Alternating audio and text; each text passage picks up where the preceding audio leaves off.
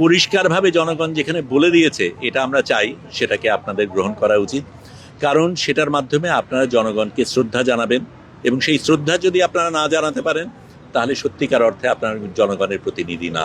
আইনি মারপ্যাচে এই গণভোটকে প্রশ্নবিদ্ধ করা কোনোভাবেই ঠিক না। জুলাই সনদ যাতে বাস্তবায়ন হয় সেটা আসলে এই বর্তমান সংসদের সবচেয়ে প্রথম কাজ হওয়া উচিত ছিল।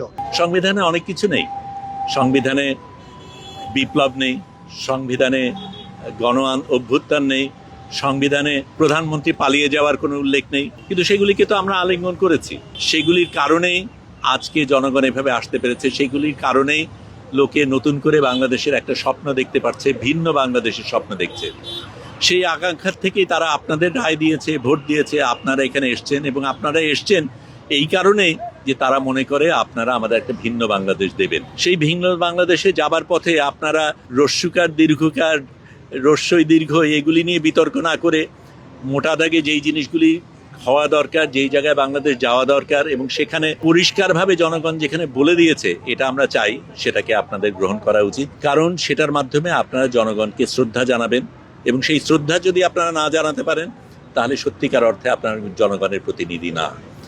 এবং যেখানে বলা হয় জনগণ সবচাইতে উপরে, সংবিধানের ওপরে, সেখানে জনগণ যেখানে রায় দিয়েছে সেই রায় আপনাদের গ্রহণ করা এত কঠিন হতে পারে না। দ্বিমত থাকবে, আপনার আছে, আমার আছে, আমাদের সকলের আছে, তারপরেও সার্বিকভাবে আমরা যে জিনিসটা দেখি, বিশ্বাস করি এবং জনগণ যেটাকে চায়, আলিঙ্গন করেছে, সেটাকে গ্রহণ করা আমাদের প্রত্যেকের কর্তব্য। সংসদের কাছে আমাদের প্রত্যাশা ছিল, সবচেয়ে আগে প্রত্যাশা ছিল যে এই যে গণ অভ্যুত্থান হলো এবং তার মধ্য দিয়ে যে জাতীয় একটা আকাঙ্ক্ষা তৈরি হয়েছিল দীর্ঘমেয়াদী সংস্কারের জন্য, যাতে বাংলাদেশে ভবিষ্যতে আর কখনো কোনো স্বৈরাচার না হয়, সব কিছু জবাবদিহিতার মধ্যে থাকে, সেটাই আসলে জুলাই সনদ।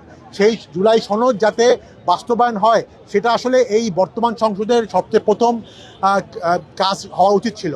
এবং আমরা জানি যে 12ই ফেব্রুয়ারি যে নির্বাচন অনুষ্ঠিত হয়েছে সেখানে সংসদ সদস্য যেরকম নির্বাচিত হয়েছে, একই সাথে একটি গণভোট অনুষ্ঠিত হয়েছিল এবং সেই গণভোটে 2/3 মানুষ কিন্তু গণভোটের যে সংস্কার প্রস্তাবগুলোর পক্ষে রায় দিয়েছিল এবং সেই রায় অনুযায়ী কিন্তু সংবিধান সংস্কার হওয়ার কথা। গণভোটে সুস্পষ্ট হয়ে বলা ছিল কিভাবে এই সংবিধান সংস্কার হবে এবং সেখানে সংবিধান সংস্কার কমিশন তৈরি করার কথা ছিল। কিন্তু আমরা দেখলাম যে ঈদের আগে যে সংসদ বসেছিল সেখানে কিন্তু এই ব্যাপারে সুস্পষ্ট কোনো ধরনের সিদ্ধান্ত নেওয়া হয়নি।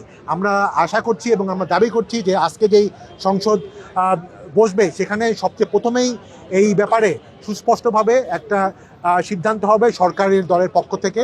এবং আমরা আসলে আরও আশঙ্কা প্রকাশ করছি যে এবং উদ্বেগ প্রকাশ করছি সরকারের কিছু সিনিয়র নেতৃবৃন্দর কথায়, যেখানে বলা হয়েছে যে এই গণভোট সংবিধান সম্মত কিনা সেই সম্পর্কে প্রশ্ন তোলা হচ্ছে। আমরা মনে করি যে জনগণ সকল সংবিধানের ঊর্ধ্বে। জনগণ যেখানে 2/3 ভোট দিয়ে রায় করেছে এই সংবিধান সংস্কারের ব্যাপারে, সেখানে আসলে শুধুমাত্র আইনি মারপ্যাচে এই গণভোটকে প্রশ্নবিদ্ধ করা কোনোভাবেই ঠিক না। আমরা আশা করি, প্রধানমন্ত্রীর কাছে আমরা বিনীত আবেদন জানাচ্ছি যাতে জনগণের এই যে রায়, সেই রায়ের প্রতি সম্মান জানিয়ে খুব দ্রুত সময়ে এই সংবিধান সংস্কার সভা গঠন করা হয় এবং যেভাবে গণভোটে বলা হয়েছিল এবং জনগণ রায় দিয়েছে সেই অনুযায়ী সংবিধানের এই সংস্কারগুলো খুব দ্রুতই এই বছরের মধ্যেই যাতে ইমপ্লিমেন্ট করা হয়।